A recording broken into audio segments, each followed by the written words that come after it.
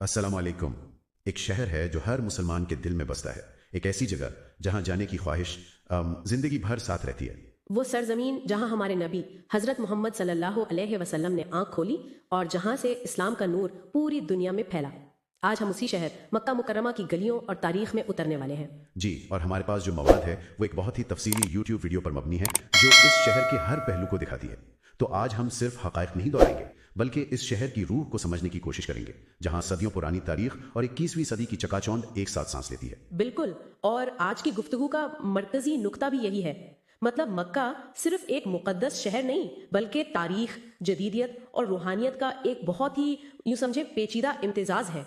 यहाँ कदीम रिवायात और मुस्तकबिल की तामीरात एक दूसरे से गले मिलती नजर आती हैं। तो आइए इसका जायजा लेते हैं।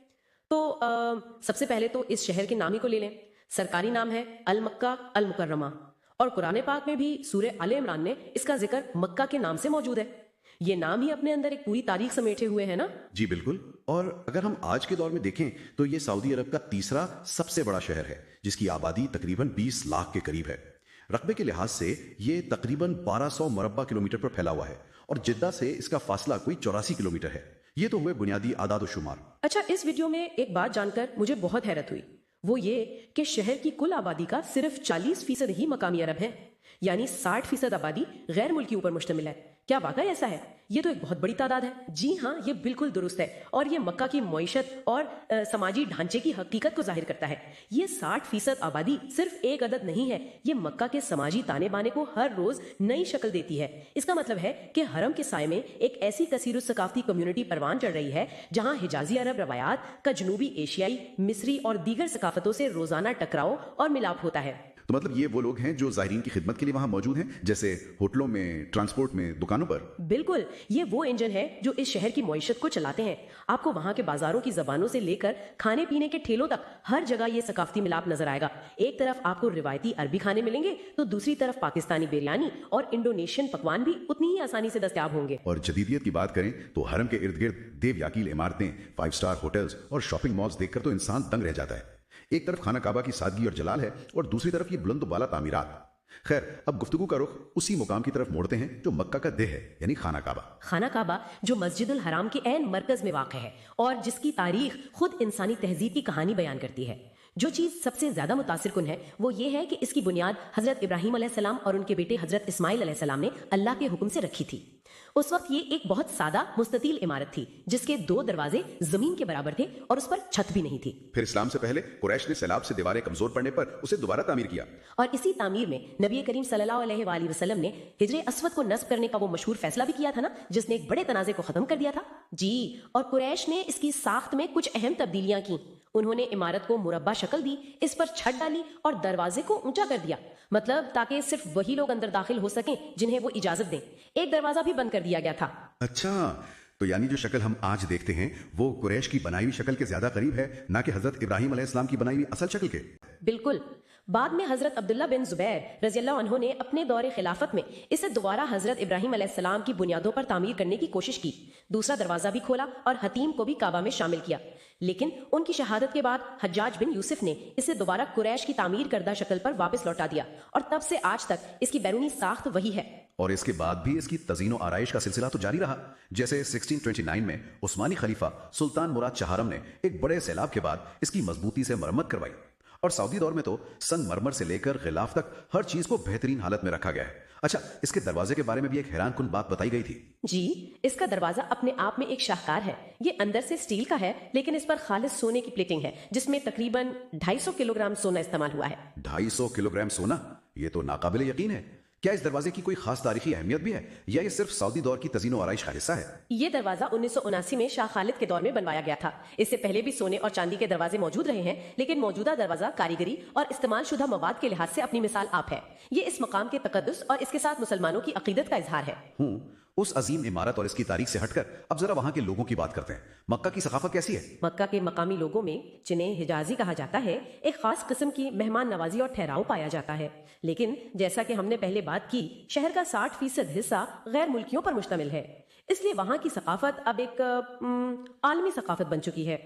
تاہم اگر ہم خالص عرب روایات کی بات کریں تو ان کی شادی کی رسومات میں اس کی بہترین جھلک نظر آتی ہے۔ ہاں، ویڈیو میں اس کا بڑا دلچسپ ذکر تھا، جیسے کہ تقریبات رات کو ہوتی ہیں اور کھانا ایک ہی بڑے تھال میں پیش کیا جاتا ہے۔ جی، یہ کمیونل ایٹنگ یعنی مل کر کھانے کا رواج اتحاد اور برکت کی علامت سمجھا جاتا ہے۔ ان کی مشہور ڈش مندی ہے جو چاول اور بھاپ میں پکے ہوئے گوشت سے بنتی ہے۔ بڑی تقریبات خاص طور پر شادیوں میں اونٹ کا گوشت پیش کرنا شان کی علامت سمجھا جاتا ہے، اور عربی قہوہ اور کھجوروں کے بغیر تو کوئی محفل مکمل ہی نہیں ہوتی۔ اور وہ تلواروں والا رقص مزمار، وہ تو بہت منفرد لگ رہا تھا۔ مزمار ایک بہت پرانا حجازی رقص ہے۔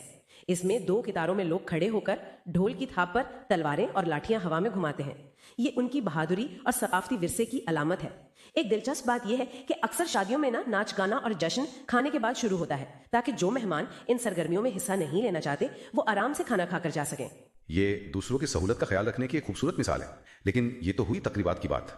حرم کے ارد گرد کا علاقہ تو 24 گھنٹے زائرین اور تجارت کی وجہ سے جاگتا رہتا ہے، لیکن اس دائرے سے باہر نکلیں تو ایک عام سعودی شہر کی طرح زندگی رواں دواں نظر آتی ہے۔ وہاں مقامی محلے ہیں، خاندان رہتے ہیں، اور زندگی کی رفتار حرم کے علاقے کی نسبت بہت پرسکون ہے۔ لیکن یہ بھی حقیقت ہے کہ شہر کی ہر چیز بالواسطہ یا بلا واسطہ حرم اور زائرین سے ہی جڑی ہوئی ہے۔ یہ جدید انجینئرنگ اور ثقافت تو اپنی جگہ، لیکن اس شہر کی اصل روح تو ان مقامات سے جڑی ہے جہاں صدیاں سانس لیتی ہیں۔ چلیں ذرا ان زیارات کی بات کرتے ہیں جو اس سفر کو مکمل کرتی ہیں۔ سب سے پہلے تو خود مسجد الحرام، جو دنیا کی سب سے بڑی مسجد ہے، اس کے 210 دروازے ہیں اور اس میں 40 لاکھ سے زائد لوگ بے وقت نماز ادا کر سکتے ہیں۔ یہ اعداد و شمار ہی عقل کو دنگ کر دیتے ہیں۔ اسی مسجد میں آب زمزم کا کنواں بھی ہے جو خانہ کعبہ کے تہ خانے میں موجود ہے۔ یہ اللہ کی ایک ایسی نشانی ہے کہ روزانہ لاکھوں لیٹر پانی نکالے جانے کے باوجود یہ آج تک خشک نہیں ہوا، اور اس کے پانی میں سائنسی طور پر بھی شفا بخش معدنیات پائی گئی ہیں۔ پھر صفا و مروہ کی پہاڑیاں ہیں جہاں سعی کی جاتی ہے، اور جنت المعلا، وہ قبرستان جہاں ام المؤمنین حضرت خدیجہ رضی اللہ عنہا آرام فرما رہی ہیں۔ اس جگہ کی روحانیت ہی الگ ہے۔ بالکل۔ اور پھر وہ مقامات ہیں جو اسلام کی ابتدائی تاریخ سے جڑے ہیں، جیسے جبل نور یعنی نور کا پہاڑ جس پر غار ہرا واقع ہے۔ یہ وہ جگہ ہے جہاں نبی کریم صلی اللہ علیہ وسلم پر پہلی وحی نازل ہوئی۔ اس پہاڑ پر چڑھنا جسمانی طور پر ایک مشکل کام ہے، تقریباً 2 گھنٹے لگتے ہیں، لیکن جب کوئی وہاں پہنچتا ہے تو اس سے جو روحانی سکون ملتا ہے وہ بے مثال ہے۔ غار کے اندر سے حرم کا کلاک ٹاور بھی نظر آتا ہے جو قدیم اور جدید کا ایک عجیب امتزاج پیش کرتا ہے۔ اور دوسرا اہم پہاڑ غار ثور والا ہے، جہاں ہجرت کے دوران نبی کریم صلی اللہ علیہ وسلم اور حضرت ابو بکر صدیق رضی اللہ عنہ نے پناہ لی تھی۔ یہ مقامات صرف پتھر کے پہاڑ نہیں بلکہ تاریخ کے وہ باب ہیں جہاں اسلام کے سب سے فیصلہ کن لمحات رقم ہوئے۔ زائرین کے لیے ایک اور اہم مقام مسجد عائشہ ہے جو حرم کی حدود سے باہر ایک میقات ہے۔ لوگ عمرہ کی نیت کے لیے اکثر یہاں آتے ہیں، اور حج کے دنوں میں تو پورا منظر ہی بدل جاتا ہے۔ منا، مزدلفہ اور عرفات کے میدان لاکھوں حاجیوں سے بھر جاتے ہیں۔ خاص طور پر میدان عرفات کا منظر جہاں حج کا خطبہ ہوتا ہے ناقابل بیان ہوتا ہے۔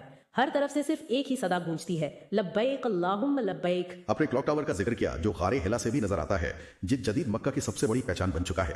یہ اتنا بڑا ہے کہ اس کے سامنے لندن کا بگ بین بھی چھوٹا لگتا ہے۔ جی، یہ 601 میٹر بلند دنیا کا سب سے بڑا کلاک ٹاور ہے۔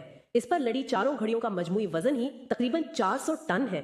اس کا ڈیزائن جرمنی کے ایک فرم نے بنایا تھا، وہی فرم جس نے مسجد نبوی کے مشہور فولڈنگ امبریلا اور سلائیڈنگ ڈومز بنائے تھے۔ اس کے سپیکرز اتنے طاقتور ہیں کہ اذان کی آواز 10 کلومیٹر دور تک صاف سنی جا سکتی ہے۔ یہ سب تو ٹھیک ہے، لیکن ایک بات سوچنے والی ہے۔ ایک طرف خانہ کعبہ ہے جو اپنی سادگی اور روحانیت میں بے مثال ہے، اور اس کے بالکل سامنے یہ دیوا ہیکل کمرشل ٹاور کھڑا ہے۔ یہ تضاد کچھ عجیب نہیں لگتا؟ یہ وہی سوال ہے جو آج کے مکہ کی سب سے بڑی بحث ہے۔ ایک طرف یہ ٹاور اور اس جیسے منصوبے لاکھوں زائرین کو رہائش اور سہولتیں فراہم کرنے کے لیے ضروری ہیں، یہ جدید دور کی ایک ضرورت ہے، لیکن دوسری طرف ناقدین کا کہنا ہے کہ اس قسم کی تعمیرات شہر کے تاریخی اور روحانی ماحول کو متاثر کر رہی ہیں۔ پرانے محلے اور تاریخی عمارتیں ان بڑے منصوبوں کی وجہ سے ختم ہو رہی ہیں۔ اور ویڈیو میں ایک اور حیران کن حقیقت بتائی گئی تھی کہ ٹاور کے اوپر جو چاند بنا ہوا ہے اس کے اندر بھی ایک نماز کا کمرہ ہے۔ جی ہاں، یہ دنیا کے بلند ترین عبادت گاہوں میں سے ایک ہے۔ یہ جدید انجینئرنگ کا ایک کمال ہے، لیکن یہ اسی بحث کو مزید ہوا دیتا ہے کہ کیا روحانیت کو اس طرح کی بلندیوں پر لے جانا ضروری ہے۔ بہرحال زائرین کے لیے کچھ عملی معلومات بھی اہم ہیں، جیسے مکہ میں کوئی ایئرپورٹ نہیں، سب لوگ جدہ ایئرپورٹ پر اترتے ہیں۔ اور ہوٹل بکنگ کے حوالے سے بھی ایک اہم مشورہ دیا گیا تھا کہ ہمیشہ حرم سے فاصلہ خود چیک کریں، کیونکہ ایجنٹ اکثر حرم کے قریب کہہ کر کافی دور ہوٹل بک کروا دیتے ہیں۔ ابراہیم خلیل روڈ سب سے مشہور علاقہ ہے جہاں زیادہ تر ہوٹل اور ریسٹوراں ہیں۔ کھانے پینے کا خرچ بھی کافی مناسب ہے، ایک عام دیسی کھانا 20 ریال تک اور فاسٹ فوڈ 30 ریال تک مل جاتا ہے۔ یہ شہر ہر بجٹ کے ظاہر کا خیال رکھتا ہے۔ خانہ کعبہ کی بات ہو اور اس کے غلاف یعنی کسوہ کا ذکر نہ ہو، یہ تو ممکن نہیں۔ مکہ میں ہی اس کی تیاری کے لیے ایک پوری فیکٹری موجود ہے۔ جی، کسوہ فیکٹری ایک ایسی جگہ ہے جہاں انتہائی مہارت اور عقیدت کے ساتھ یہ غلاف تیار کیا جاتا ہے۔ یہ خالص ریشم سے بنتا ہے جس پر سونے اور چاندی کے دھاگوں سے قرآنی آیات کی کڑھائی کی جاتی ہے. اس پورے عمل میں تقریباً 8 ماہ لگتے ہیں اور سینکڑوں ماہر کاریگر اس میں حصہ لیتے ہیں. اور اس کو تبدیل کرنے کی تاریخ بھی اب بدل گئی ہے. پہلے یہ 9 ذی الحج کو تبدیل ہوتا تھا یعنی حج کے دن. جی یہ ایک طویل عرصے سے چلی آ رہی روایت تھی کہ حج کے دن پرانا غلاف اتار کر نیا چڑھایا جاتا تھا. لیکن حال ہی میں یہ فیصلہ کیا گیا ہے کہ اب یہ اسلامی سال کے آغاز پر یعنی یکم محرم الحرام کو تبدیل کیا جائے گا. اس فیکٹری میں عام لوگوں کا داخلہ ممنوع ہے. صرف خاص اجازت نامے پر ہی اندر جایا جا سکتا ہے جو اس کام کے تقدس کو ظاہر کرتا ہے. تو ان سب باتوں کا کیا مطلب نکلتا ہے؟ خلاصہ یہ ہے کہ مکہ ایک ایسا شہر ہے جو بے وقت کئی حقیقتوں کو اپنے اندر سموئے ہوئے ہے. یہ تاریخ کا ایک زندہ میوزیم ہے. یہ دنیا بھر کے مسلمانوں کا روحانی مرکز ہے اور یہ ایک ماڈرن میگا سٹی بھی ہے جو ہر سال کروڑوں لوگوں کی میزبانی کرتا ہے. بالکل. یہ قدیم اور جدید کا ایک ایسا سنگم ہے جس کا محور صرف ایک اللہ کی عبادت ہے. یہاں کی ہر گلی، ہر پہاڑ اور ہر عمارت کہانی سناتی ہے، چاہے وہ کہانی صدیوں پرانی ہو یا کل کی تعمیر ہو. اور یہیں پر وہ سوال پیدا ہوتا ہے جو ہم اپنے سامعین کے لیے چھوڑنا چاہتے ہیں. جی، اور وہ سوال یہ ہے کہ جیسے جیسے مکہ میں کلاک ٹاور جیسی بڑی تعمیرات کے ساتھ جدیدیت بڑھ رہی ہے، کیا یہ شہر اپنی قدیم مقدس روحانی فضا اور 21ویں صدی کی شہری ترقی کے دباؤ کے درمیان توازن قائم رکھ پائے گا؟ ہر سال روحانی سفر کرنے والے لاکھوں لوگوں کے لیے اس منفرد توازن کا مستقبل کیا ہو سکتا ہے؟ یہ ایک ایسا سوال ہے جس کا جواب آنے والا وقت ہی دے گا.